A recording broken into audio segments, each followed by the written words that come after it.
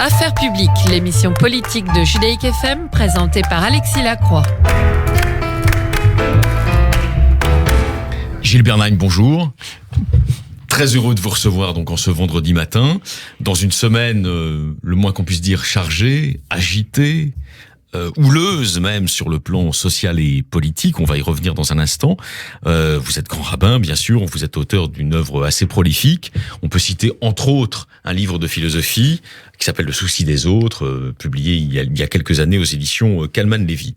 Alors, sans transition, comme on dit dans d'autres cénacles médiatiques, Gilles Bernheim, on aimerait vous entendre sur le climat actuel qui règne dans la société française. Sommes-nous plus que jamais, d'après vous, une société de défiance ?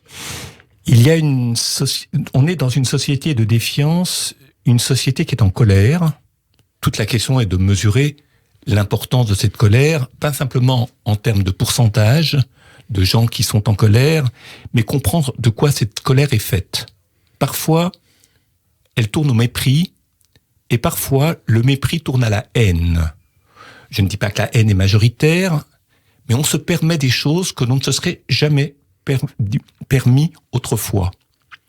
Sans doute, est-ce lié, bien sûr, aux réseaux médiatiques, à Internet, tout ça, on connaît. Sans doute, est-ce aussi une libération de la parole, mais quand la parole se libère, c'est souvent au détriment de la précision du langage, et cela génère plutôt une confusion du langage qui participe de l'obscurité du monde, comme aurait dit Camus en d'autres termes. Et puis j'ajouterais une chose. Colère il y a, défiance il y a. Il peut y avoir de multiples raisons, et je ne suis pas un journaliste politique pour recenser toutes les raisons de cette défiance et de cette colère. Je pense que le président, mais d'autres l'ont pensé avant moi, a commis une erreur. Laquelle ? Je me souviens, lorsqu'il a été intronisé, si je peux employer le terme d'intronisation, à la présidence de la République, comme président de la République, il a fait une entrée en scène qui était majestueuse. Je m'en souviens. Ouais, sur le parvis du Louvre. Sur le parvis du Louvre, cela évoquait l'Empire, un empereur qui entre en scène. Je comprends les raisons pour lesquelles il l'a fait. Mais d'un autre côté, il y a eu, souvenez-vous, d'abord avec l'affaire Benalla, ensuite les photos d'un président hilar enlaçant deux rappeurs antillais dont l'un torse nu fait un doigt d'honneur. Cette image-là, cette photo, a déconsidéré considérablement l'aura monarchique dont le président Macron se voulait être doté. Vous êtes en train de dire que les mobilisations sociales depuis l'année dernière, depuis l'émergence des Gilets jaunes en novembre 2018, sont en quelque sorte la conséquence de cette mauvaise gestion par le président de la République de son image publique ? Là, c'est son image publique. Ça a libéré la parole, et quand il y a cette haine à l'égard du président de la République, lorsque les gens veulent entrer à l'Élysée, lorsque les gens veulent franchir des grilles, on a dépassé quelque chose que l'on n'avait jusque-là pas connu. Perte d'image, perte d'aura, déconsidération de son aura. Je rappelle, faut-il le dire, que dans le Talmud, un homme est considéré pour deux raisons. La première, parce que c'est un homme comme les autres, et il faut considérer un homme, il faut respecter son corps, son langage, savoir répondre, réfléchir, etc. Et puis, il y a sa fonction. On peut ne pas aimer quelqu'un, mais on respecte la fonction, surtout si on peut l'occuper soi-même à un autre moment de l'histoire. Et de fait, ça me rappelle les deux corps de Ernest Kantorowicz, historien allemand que l'on connaît bien. Voilà, le corps naturel, qui survit en quelque sorte à la mort biologique du roi ou du souverain, et son corps, en revanche, on va dire d'être humain, son corps au sens de bios, de la vie humaine. Le roi qui possède deux corps, le corps physique et périssable d'un côté, et le corps sacré et symbolique qui est celui de sa fonction. Et c'est ce deuxième corps que le président de la République a, je dirais, déconsidéré par le jeu des images. Un autre président l'avait fait auparavant. Oui, alors justement, est-ce qu'on n'est pas entré dans un moment de l'espace public français, de la vie publique française, où la force tellurique du populisme est tellement grande que quoi que fasse un président de la République désormais, on pense aux précédents, vous venez d'y faire allusion sans les nommer, les précédents c'est Nicolas Sarkozy et François Hollande, qui eux-mêmes ont été accusés en leur temps de déconsidérer leurs fonctions. Par un certain nombre de commentateurs politiques, de déconsidérer leurs fonctions, de ne pas habiter l'habit présidentiel. Est-ce que vous croyez pas que c'est un peu la fatalité des présidents aujourd'hui, quoi qu'ils fassent et quelles que soient leurs éventuelles erreurs, il y a une telle force du populisme qu'au bout de 2 ans de mandat, on n'arrête pas de les accuser de pas habiter le costume présidentiel. Écoutez, il y a des sondages qui ont été faits pour comprendre les causes de cette colère, de ce mépris, voire de la haine. Mépris d'une partie de la population, pas de toute la population. Alors, non, mais le sondage s'est fait à l'échelle de la population. C'était au mois de janvier dernier, janvier 2019. 28% difficultés sociales. Donc, à cause des difficultés sociales, 28% sont en colère. Des gens sont en colère. Ils pensent que c'est la raison de la colère, plus exactement. Ils sont en colère. Ils pensent que c'est la raison de la colère. Pour 21%, c'est la déconnexion des élites. Alors ça, c'est une expression qui revient très souvent. Ça, c'est gênant. C'est gênant parce que, évidemment, Macron égale Rothschild égale élite. Et puis, les Juifs s'accaparent des choses. Ils ont un statut, ils sont partout. Les noms, enfin, vous savez, de ces accusations complètement folles. Et là, qui dit juif dit antisémitisme d'un côté, mais d'un autre côté, puisque ça touche les élites, ça ne nous concerne pas, pensent certains gens, ou plus exactement, c'est pas quelque chose de si important que ça par rapport à notre misère ou par rapport à ceci. J'ouvre une parenthèse dans votre énumération, Gilles Bernheim. Est-ce qu'il y a, au fond, dans un certain antimacronisme, un bord à bord avec l'antisémitisme? Je ne sais pas répondre à cette question, mais c'est vrai que quand vous taguez salement, irrespectueusement, de manière antisémite, la figure de Simone Veil, celle du président de la République, etc., souvent ce sont des juifs qui sont touchés par ça. Par ailleurs, les normes sociales se sont affaiblies. Ça participe aussi de cette plus grande présence du mépris, de la colère, etc.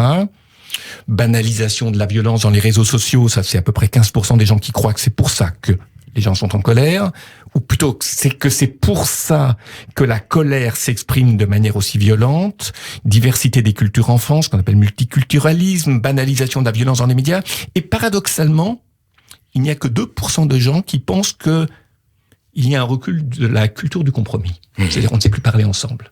Alors, justement, une des caractéristiques des sociétés modernes, on peut dire même du processus de civilisation moderne, au sens où un sociologue comme Norbert Elias, par exemple, l'a étudié, c'est de réduire la part de la violence dans la vie collective, et c'est de faire en sorte qu'il y ait, en quelque sorte, une capacité des individus à négocier leurs différends, à négocier leurs désaccords sans le recours à la violence. Ce processus-là, qui a été décrit comme processus de civilisation par Elias, vous pensez qu'il est en train de se gripper à grande vitesse dans la société française? Oui, écoutez, je vous donne un exemple.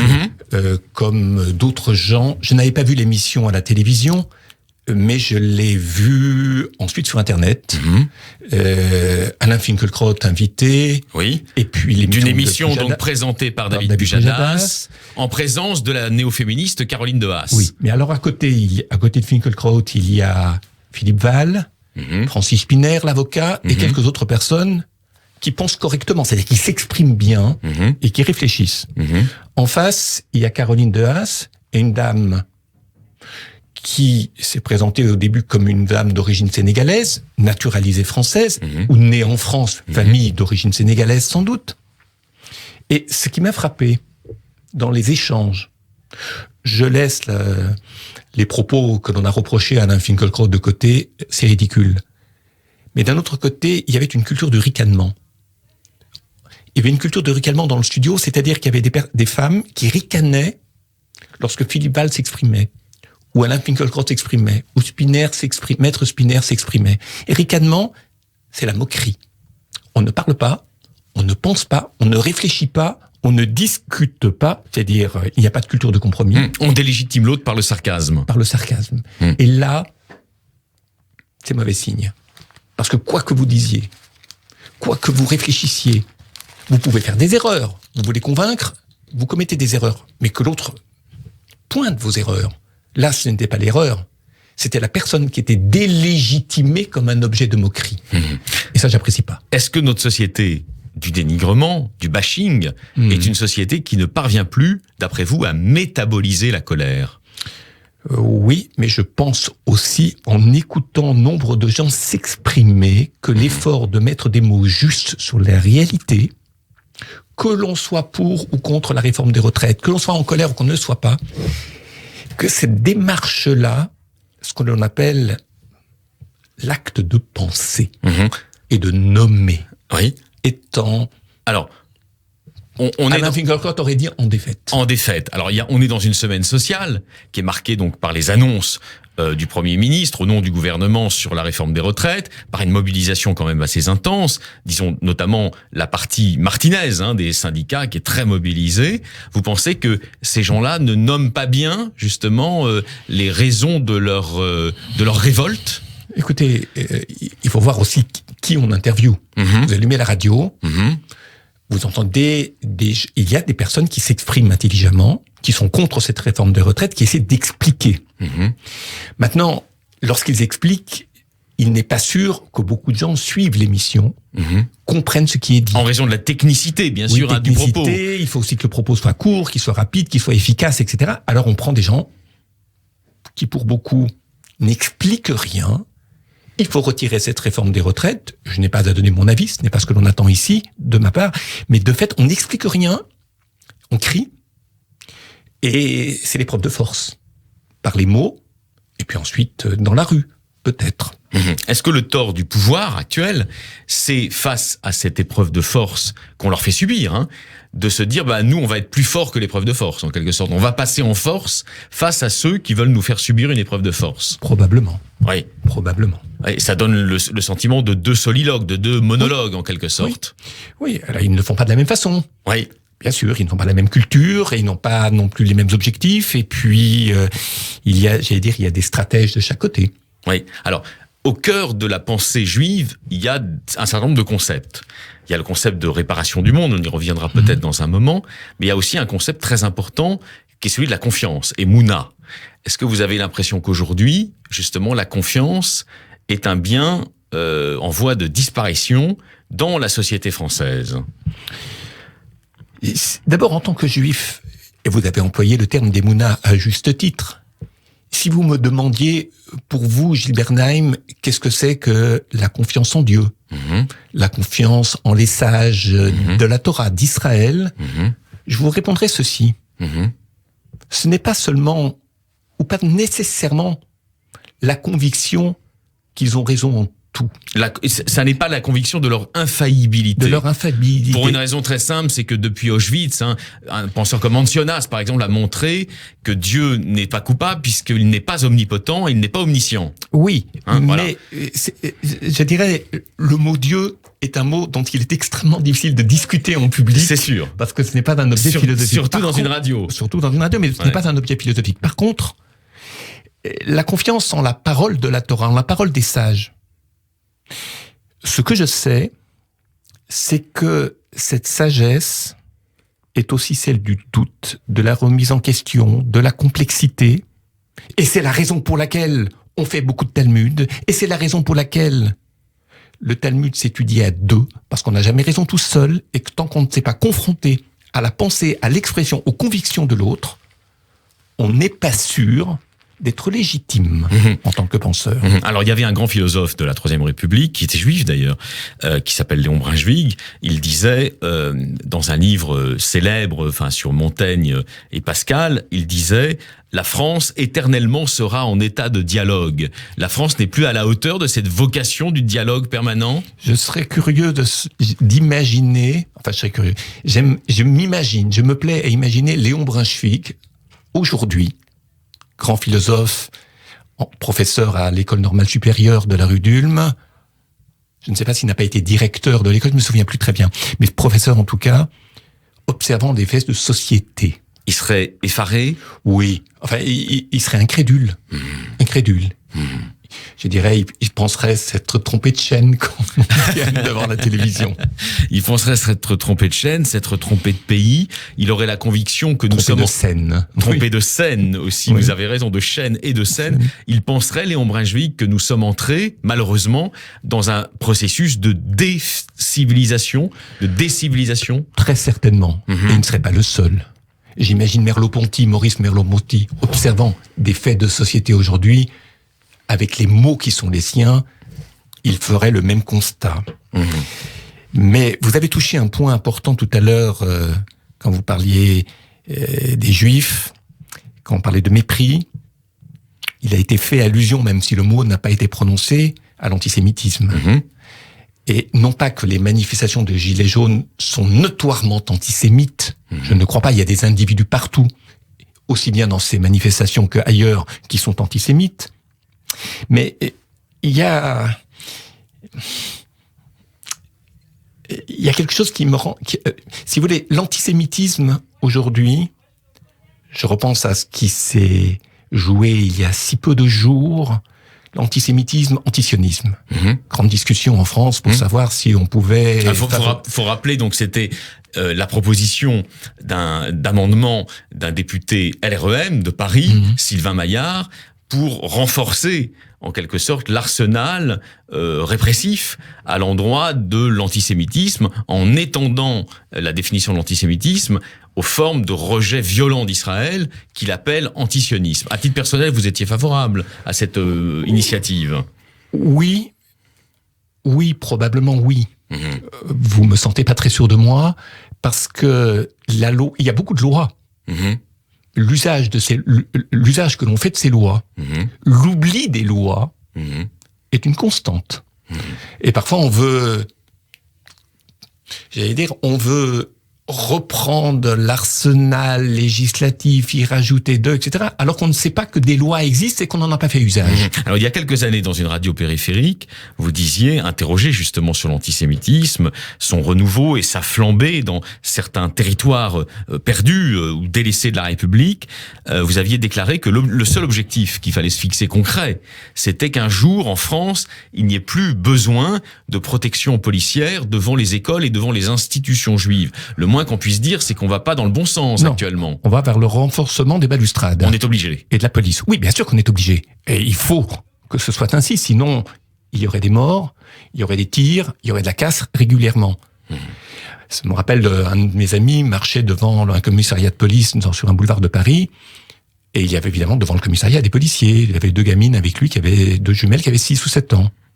Et une enfant demande à son père, est-ce qu'on est devant une synagogue? C'est-à-dire, pour elle, police devant un commissariat de police qui est naturel, et police devant une école juive ou devant une synagogue, atteste d'une normalité. Alors, je vais vous demander une question je vous poser une question qui est délicate, mais est-ce que vous avez le sentiment que dans une partie de la population française, on va dire non juive, il y a une forme d'accoutumance, de banalisation de cette nécessité de protéger les lieux juifs, parce qu'au fond, on a presque naturalisé cette forme de néo-antisémitisme, on s'y résignait en tout cas. Elle fait partie de la nature des choses. Voilà. Oui, certainement. Plus qu'il y a 20 ans. Évidemment. Et vous pensez que si aujourd'hui, par exemple, un organisme représentatif influent comme le CRIF organisait une grande manifestation contre l'antisémitisme, il y aurait malheureusement essentiellement des juifs qui y participeraient? Essentiellement, oui. Essentiellement. Pas que des juifs. Les juifs n'ont pas l'exclusivité de la résistance à l'antisémitisme. Mais c'est grave ce que vous dites, parce que ça veut dire qu'il y a un recul de l'esprit républicain. Oui, mais alors, ce qui me trouble plus encore en France et probablement en Europe, c'est le regard que les gens portent sur Israël. Et ça, ce n'est pas sans lien, d'abord avec l'antisionisme, avec l'antijudaïsme et avec l'antisémitisme. Alors on peut dire juste un mot là-dessus, Gilles Bernheim, juste pour rappeler le contexte. Le président de la République actuelle a quand même des mérites, et notamment celui, au cours du dernier dîner du CRIF, le 34e dîner du CRIF, à l'invitation de son président, donc Francis Khalifa, il a officiellement condamné l'antisionisme comme étant le nouvel habit de l'antisémitisme. C'est un pas très très très très important de la parole officielle française. Toute ma reconnaissance lui est acquise, et ceci est dit sans la moindre ironie de ma part. Mais sincèrement, profondément, véritablement. Mais il y a un problème de fond qui touche à Israël aujourd'hui. C'est que je pense que ce que l'Europe attend d'Israël, c'est que, vous savez, avant la guerre, l'antisémitisme venait de l'extrême droite, du nationalisme, de ceux qui considèrent que la terre est à eux, qu'il y a des liens du sang, et que les juifs sont des cosmopolites venant, etc. Et donc, il fallait les chasser pour le moins, ou au pire, les anéantir. Ils ont tiré des leçons de la Shoah. Par la Shoah, malheureusement, ils ont tiré des leçons de cet antisémitisme. C'est la naissance de l'Europe. Le plus jamais ça. Le geste de Willy Brandt, etc. Plus personne ne reproche aujourd'hui aux Juifs d'être des Luftmenschen aux semelles de vent. On leur reproche en revanche de s'être reterritorialisés. Et on leur reproche de ne plus être les cosmopolites d'autrefois. On leur reproche de s'être reterritorialisés dans un État-nation. C'est le sens d'ailleurs d'un livre de Yuris Leskin sur le siècle juif. Et donc on leur reproche au fond d'être devenus à leur tour, ou plutôt à contre-temps, des sédentaires. Oui, alors que l'Europe ayant tiré des leçons Dixit, de son, disons, des excès de la sédentarité d'avant-guerre, se veut beaucoup plus cosmopolite, c'est le sens même de l'Europe, abaissement des frontières, chute du mur de Berlin, etc. Alors que pendant ce temps, les Juifs se territorialisent autour de l'État d'Israël. Ça, l'Europe n'arrive pas à le comprendre. Et d'une certaine façon, je pense qu'elle reproche aux Juifs quelque chose qu'elle se reprochait à elle-même auparavant. Et elle a l'impression que les Juifs n'ont pas tiré des leçons de l'histoire. Alors, si vous avez raison dans cette hypothèse, Gilles Bernheim, évidemment, c'est embêtant, parce que ça donne au néo-antisémitisme une force de percussion qui va bien au-delà des seuls milieux islamistes déjà très militants dans les différents pays d'Europe. Oui. Ça veut dire qu'il y a une capacité de conviction, en quelque sorte, de la haine d'Israël auprès de gens qui ne sont pas musulmans, qui ne sont pas dans des mouvances islamistes, et qui finalement sont convaincus que les Israéliens sont une nation réactionnaire et dangereuse. Et belliqueuse. Qui s'enferme derrière un mur alors que le mur de Berlin est tombé. Qui annexe une partie du territoire de la Judée-Samarie. Et qui ne veut que des frontières sûres et reconnues, alors qu'ailleurs, non pas que les frontières ont disparu, mais enfin elles sont beaucoup plus souples, et leur traversée est beaucoup plus simple. En fait... Mais alors pour un rabbin comme vous, qui êtes un intellectuel profondément républicain, philosophe de formation, mais aussi évidemment innervé par la pensée talmudique, on connaît vos dilections pour le Gaon de Vilna, certains de ses élèves, etc., Chaim de Volozhin, qu'est-ce que vous pouvez dire justement à nos auditeurs en faveur d'Israël? C'est-à-dire, oui, Israël, bien sûr, c'est un État-nation. Oui, Israël se reconnaît dans un certain territoire, dans une certaine tradition. Mais qu'est-ce qu'on peut dire? Qu'est-ce qu'on peut prononcer aujourd'hui, officiellement, comme plaidoyer pour l'Israël incompris? Deux choses. La première, c'est que tout propos d'un juif qui parle à une antenne de radio en France peut, en son fort intérieur... Être retenu contre lui. Oui, non, être pour ou contre telle ou telle politique d'un responsable politique israélien. C'est son droit. Je n'ai pas à afficher mes préférences politiques ici. C'est pas ce que je vous demandais, vous avez vu. Bien évidemment, je ne suis pas dans un bureau de vote en Israël. Non. Ceci étant, l'attachement et la protection des Juifs en Israël ne peut faire l'objet d'aucun compromis. L'amour pour Israël, l'amour pour cette terre, l'amour pour ce qui se crée, se vit, se transmet là-bas, ne peut pas faire l'objet d'un compromis, quels que soient les choix politiques que je puisse faire. Ceci étant, en Israël, pour ou contre tel ou tel personnage. Ceci étant, l'Europe donne l'impression de mieux savoir que les Juifs ce que c'est qu'être juif aujourd'hui. Et ça, c'était la conclusion de notre propos d'il y a 2 minutes, lorsqu'elle reproche à Israël de s'être territorialisé, sédentarisé, au détriment du cosmopolitisme, au détriment du dialogue avec l'autre, etc., dont elle, l'Europe, pense être aujourd'hui dépositaire. Elle donne l'impression de mieux savoir que les Juifs ce que c'est qu'être Juif, et Israël ce que c'est qu'être Israël. Et de ce fait, ça me fait penser à la théologie de la substitution.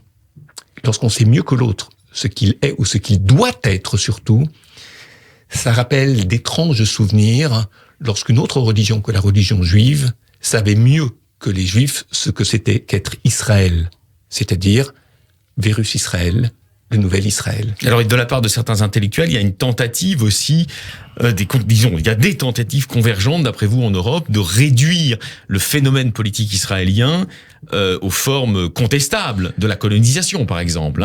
De voir dans la colonisation, ce qu'on appelle la colonisation, c'est-à-dire les implantations, les settlements, la vérité, en quelque sorte, ténébreuse d'Israël. Vous sentez ça, vous aussi? Certainement. Voilà. Certainement. De fait, si dans un débat public ou sur une radio non juive, vous n'exprimez pas votre défiance à l'égard de la politique d'Israël aujourd'hui sur les territoires, vous êtes immédiatement suspecté. Et de ce fait, on attend de vous que vous dénonciez d'emblée. Sinon, vous êtes politiquement incorrect. Alors encore en 1 minute, justement, il y a un débat de fond, au fond, dans le judaïsme européen, sur la Judée-Samarie. Quoi qu'on pense par ailleurs politiquement des implantations, mais est-ce que, d'un point de vue, j'allais dire, philosophique ou rabbinique, c'est si absurde que ça? Est-ce que au fond, aujourd'hui, si vous voulez, Ofra ou Ephrat ne sont pas une forme légitime, critiquable mais légitime, de réalisation de l'utopie sioniste? Il y a un messianisme politique en Israël qui est réel, qui ne relève pas d'ailleurs de la pensée du premier Rav Kook, mais de son fils. Absolument. Suite à la guerre de 1967. Mais surtout, le premier Rav Kook, si vous voulez, la pensée du premier Rav Kook s'opposait à la guerre de 14-18, l'anonymat des morts. Donc il fallait redonner la dignité au visage de tout le monde, et donc tous les Juifs étaient égaux en considération. Son fils, c'est une autre chose, parce qu'il y a eu la guerre de 39-45, n'avait pas vécu le père. Et de ce fait, comme on s'est rendu compte, Dixit, que les non-juifs ne protégeaient pas les Juifs, sans quoi il n'y aurait pas eu la Shoah, il fallait se protéger soi-même, d'où une politique beaucoup plus offensive, avec un fond religieux pré-messianique. Voilà ce qu'on appelle aujourd'hui le sionisme religieux. En un mot, c'est passionnant. Gilles Bernheim, on pourrait rester encore 1 heure ensemble. Est-ce que vous avez, comme on dit aujourd'hui dans les émissions de télévision, un coup de cœur littéraire à nous proposer? Écoutez, d'abord, j'aurais aimé avoir 2 coups de cœur. Alors non, mais vous en avez 2 si vous voulez. À l'occasion d'événements qui n'ont pas eu lieu, à savoir un prix Nobel de littérature qui aurait été attribué à Philippe Roth. Oui, on le souhaitait tous. Qui aurait été attribué à Aaron Appelfeld, qui pourrait être attribué à Milan Kundera, pour prendre 3 auteurs qui me sont très chers. Maintenant, le prix Nobel de littérature a été attribué cette année à Peter Handke, écrivain autrichien. Alors, il est très contesté pour ses prises de position en faveur de la Serbie. En ex-Yougoslavie, absolument. Je n'entre pas dans ce sujet-là. Mais je voudrais simplement dire une chose. C'est un auteur, c'est un très grand poète de la littérature. Je pense qu'il se situe en littérature au croisement de poètes comme René Char et Francis Ponge. Un des traits essentiels de l'écriture de Peter Handke, c'est l'exactitude de la description. La précision chez Peter Handke est portée à sa plénitude. C'est elle qui fait la généralité, c'est-à-dire l'universel, ou l'impression que tout le monde peut comprendre, une sensation qu'un individu en particulier peut reconnaître comme sienne. Élever le particulier à l'universel, c'est fabuleux. Et l'écriture de La femme gauchère, l'écriture de Histoires d'enfants, qui sont de livres anciens, mais de très beaux livres, c'est mon coup de cœur. Lisez donc Peter Handke, chers auditeurs, faites comme Gilles Bernheim, et vous avez raison, élever le particulier au rang de l'universel, c'est aussi une des vocations éthiques du judaïsme. Grand merci d'être venu à Judaïque FM, vous êtes chez vous, Gilles Bernheim. Merci à très bientôt. Vous. Au plaisir et à bientôt. Affaires publiques, l'émission politique de Judaïque FM, présentée par Alexis Lacroix.